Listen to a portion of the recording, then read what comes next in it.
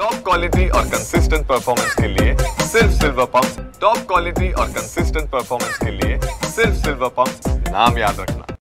दौंड तालुक्यातील यवत या गावामध्ये 1 ऑगस्ट रोजी 2 गटांमध्ये तेढ निर्माण झाला होता। त्यानंतर मोठ्या प्रमाणात दगडफेक असेल किंवा जाळपोळ झाली होती। त्यानंतर साहजिकच पोलिसांकडून 1 ऑगस्ट पासून जमावबंदीचे आदेश देण्यात आले। खऱ्या अर्थाने नागरिकांच्या मोठ्या यामुळे अडचणी निर्माण झाल्या आणि पोलिसांकडून गेल्या 2 दिवसांपासून जमावबंदीचे आदेश हे शिथिल करण्यात आलेले आहेत।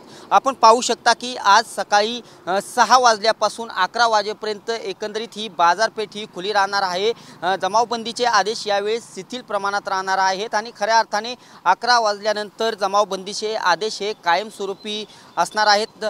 पोलिसांचा देखील बंदोबस्त हा बाजारपेठेच्या एरियामध्ये चोख ठेवण्यात आलेला आहे। रहदारीच्या ठिकाणी देखील पोलिसां मोठ्या प्रमाणात तैनात करण्यात आलेले आहेत। एकंदरीतच आज सकाळी 10 वाजता दौंड पोलीस स्टेशनकडून शांतता बैठकीचं आयोजन करण्यात आलेलं आहे। या शांतता बैठकीसाठी ग्रामस्थ तसेच पोलीस आणि पत्रकार देखील उपस्थितीत राहणार आहेत। एकंदरीतच ही घटना 8 दिवस झाली, त्यामुळे साहजिकच मोठ्या प्रमाणावरती नागरिकांना समस्यांना सामोरे जावं लागत आहे आणि साहजिकच पोलिसांकडून आज यवत पोलीस स्टेशन येथे शांतता बैठकीचं आयोजन करण्यात आलेलं आहे आणि या बैठकीसाठी सर्व ग्रामस्थ असतील, पोलीस असतील, पत्रकार हे उपस्थित राहणार आहेत।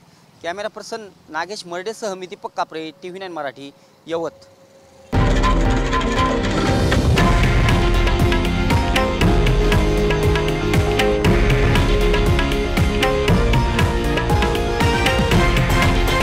हे आहे देशातील नंबर 1 न्यूज नेटवर्क आणि आपण पाहत आहात TV9 मराठी, एकमेव।